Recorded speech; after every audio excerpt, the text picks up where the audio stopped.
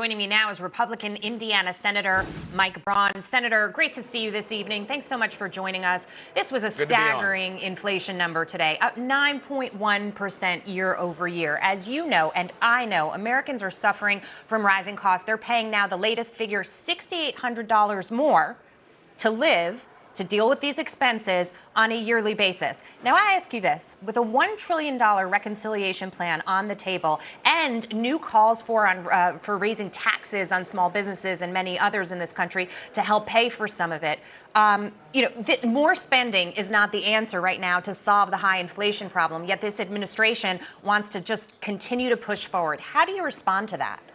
You know, if they're trying to be opportunistic to seize the moment that they're still in power, they're going to kill the country doing it. Look at where we were pre-COVID. We had pay increases with no inflation. Now you have a pay cut, literally, because this 9.1% inflation, I got to go back to when I first got a home mortgage, and we had it at 10%. Paul Volcker had to take interest rates up to 18% to knock it back. And this isn't going to be near as easy this time either. They've done enough damage, Jackie. You can't spend your way. You can't shut the economy down. The Fed financed it all. Sadly, they need to do nothing. Let the system start to morph back where it was pre-COVID. That was the best stretch of economy we've had in decades. I'll just make the point that when interest rates were raised by Paul Volcker, then you had a president, Ronald Reagan, who cut taxes to help try to put the whole piece together. It's not a one-sided it's a combination effort, if you will. And this administration wants to raise taxes. So that's when people really start to just wonder what it is we're doing here. But I will also ask you this, because this has been my prediction for quite some time. People have not rejoined the labor market, right? Labor force participation has been historically low. And I've been saying to myself, well, they got so used to the stimulus and the freebies, and they basically said, if we stay home long enough and when we make the problem bad enough, we are going to force their hand to do it again. And if this reconciliation bill passes, that's in essence what I see happening here. Well, we ought to take the cue from what that did. It incentivized people to stay home, watch Netflix. I was glad to see Netflix subscriptions actually drop 4 or 5 months ago. That means we're weaning ourselves back into whatever normal is. We cannot do that again, Jackie. If we do it, it prolongs it. It's their only lever they're willing to pull here. And those tax cuts you're talking about, that drove the economy from Main Street. And they're wanting to add that on to what are called flow-throughs. Those are the businesses that most small businesses are organized as, not the big corporations. So it would be a double whammy there. They just need to quit doing things and don't, just because it was a good economy, a Trump economy pre-COVID, look to see what was working and let's get back to it.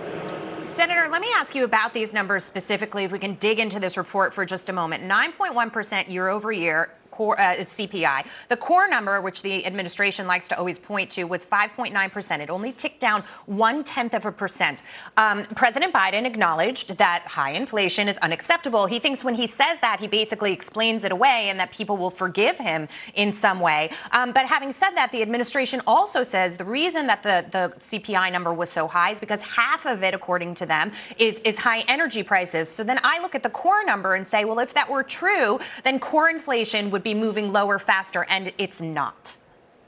Well, and if you go back to when this happened, historically, energy prices were the culprit then, just for a different reason. And he needs to again look at history. When Volcker took interest rates up to nearly 20% in the fall of '81, it took until 1986 to get back down to 2%. So, and that was when you could use the medicine of high interest rates. You can't even do that now because of all the debt in the economy, especially our government. It would tank it for another reason. He can't keep telling us things that we know aren't true. And you can't sugarcoat, what we've seen happen 40 years ago happening again. And please just don't do any more. Quit digging the hole deeper.